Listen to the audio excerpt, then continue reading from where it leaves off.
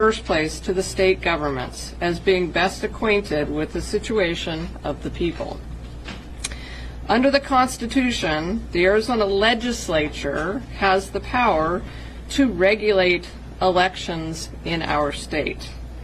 Under the Elections Clause, Congress may preempt state elections law for federal contests, but nowhere, absolutely nowhere, does the Constitution give the President or the executive branch any independent power to modify the state's procedures for conducting federal elections. Despite this clear, very clear constitutional framework, on March 25th, by fiat, Donald Trump issued Executive Order 14248, usurping the state's constitutional power to amend election law.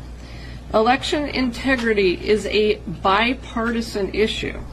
I trust Arizonans and the election laws that we've passed, and it's my job as Arizona's top law enforcement officer to uphold our state's laws and the U.S. Constitution. I will not allow our legislature's lawmaking ability to be trodden upon by a wannabe king. I will not let our legislature be trampled on by Donald Trump. That's why today I have again sued the Trump administration, now for the 9th time. This executive order that we have sued to stop is an unacceptable and unconstitutional intrusion on the rights of states and the power of Congress by an out-of-control executive branch hell-bent on destroying 250 years of precedent and apparently the entire global economy at the same time, if you've seen the stock market today. This unconstitutional executive order also targets the independent bipartisan Election Assistance Commission, and the Secretary will talk about that and the importance of it in a moment. Congress required the Commission to make its decisions under the standards of bipartisanship in collaboration with the states which actually administer our elections. The executive order eradicates those safeguards and forces the Commission to rubber stamp the President's preferences on things like voter registration and voting systems. The Elections Executive Order would also effectively ban states from administering vote-by-mail systems that allow voters to make their choices by Election Day, upending processes that accommodate more voters, decrease obstacles, and increase voter participation. Arizona's ballot curing process is thrown into doubt by this executive order.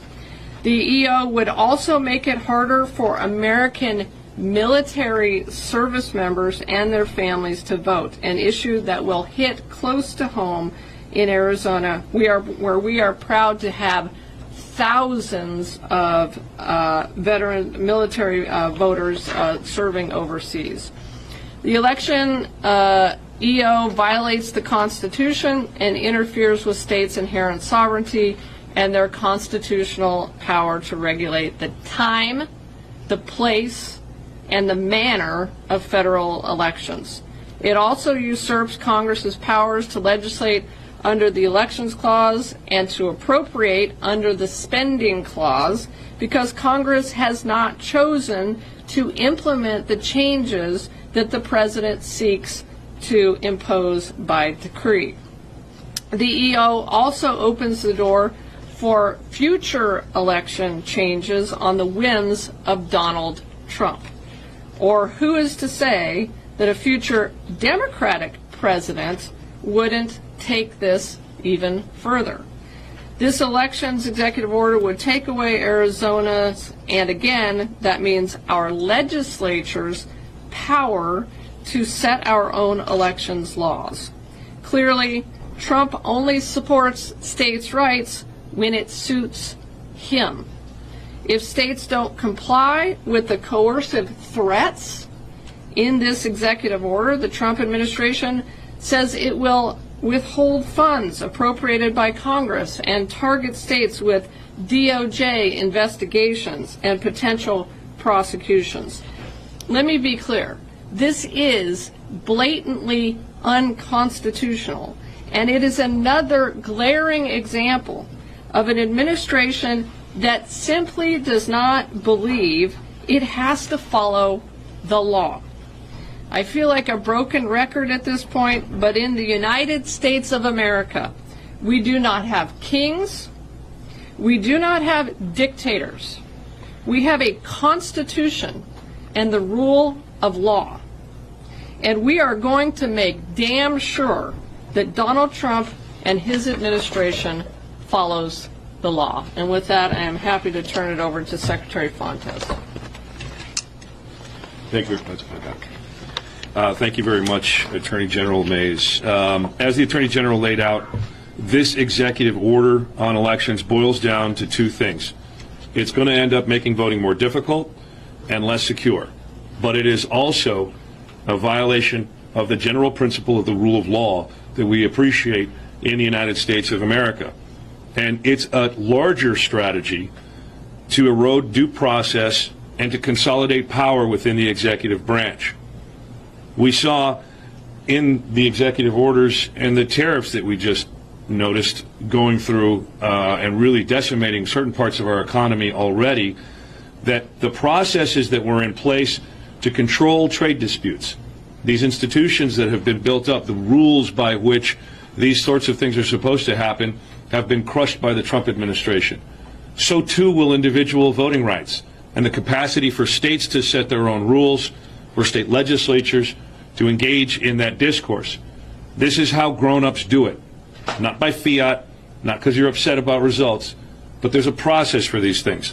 And that due process is going to be eroded further if this executive order is allowed to stand. And I'm proud that our Attorney General is standing up against this and is fighting like hell for the 9th time against this administration.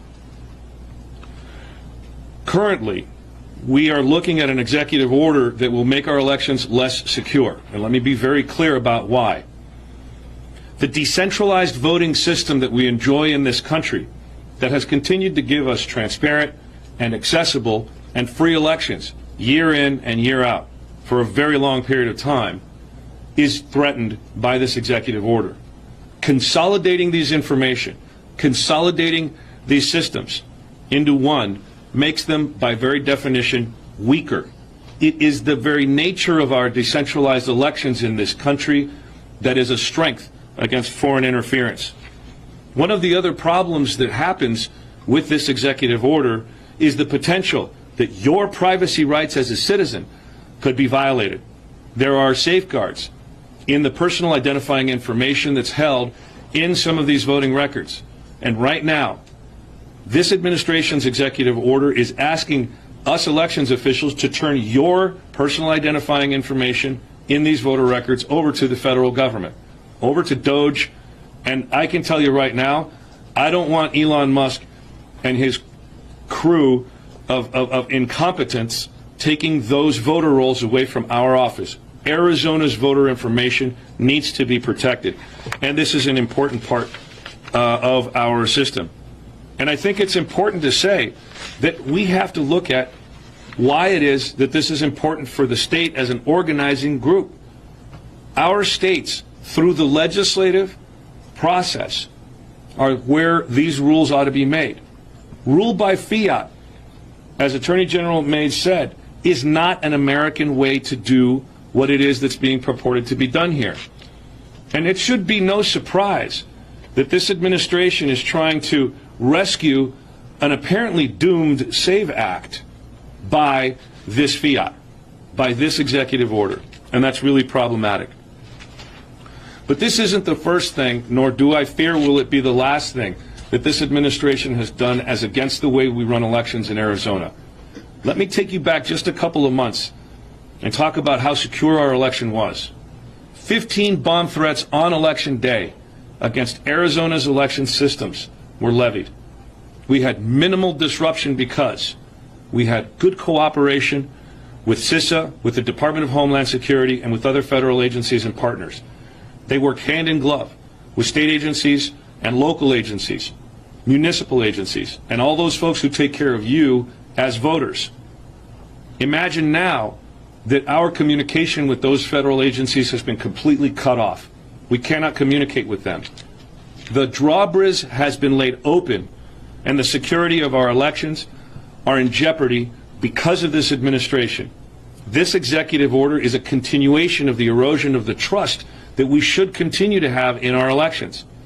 And let's be really, really clear about this. Since the 2020 election, and even before, the actors in this administration have been lying about the quality of our elections in the United States of America. They've been lying and establishing an argument for the kidnapping of all of this power. The erosion of trust that we have in one another as Americans, your friends and neighbors in all of our 15 counties who actually do the work have been lied against. And the fact sheet that came out with this executive order is another set of those lies intended to erode trust, confidence, and really to try to suppress the vote. We're going to fight against this. I'm so happy that I've got an Attorney General here in Arizona that's going to look out for you, your voters. We stand together against this executive order, and we're going to cooperate in any way we can with everyone who's fighting against this usurpation of state power, and this complete power grab that is totally unacceptable, and I would agree, unconstitutional. Thank you. Any questions? So Maricopa County just settled and decided that they might be willing to send voter rolls to DHS. I know this is part of this order. What do you think about the county's ability to comply with the order without the Secretary of State involved? Well, the truth of the matter is we can raise the alarms, but independently elected constitutional officers can give up the security of their voters if they choose. That's one of the unfortunate circumstances here. We will attempt to have the kind of communication that will prevent this from happening, but I think this is an unwise choice because we don't know whose hands that data will fall into if it ends up in DOJ or in the Department of Homeland Security. We don't know who they're going to be sharing that with. We have no idea about how that's going to be maintained secure. So I think that's an unwise decision, and I certainly will be. This is the first I've heard of it, but I can tell you right now I certainly will be giving Recorder Heap a call as soon as we're done here and find out details on that. And I would just add to that, there is no reason for counties to jump the gun on this. As you know, the attorneys general of the Democratic AGs of this country have been doing a lot of winning with our lawsuits, and we have seen federal court after federal court issue TROs or preliminary injunctions stopping the president from engaging in these kinds of unconstitutional acts. In this case, we are seeking a declaratory statement from the courts that this is unconstitutional, that it violates law. We are also seeking an injunction. And so there's really no reason for counties to be giving this data over. And it might be a little bit, if I could just add, it might be really problematic for Maricopa County to do that ahead of time.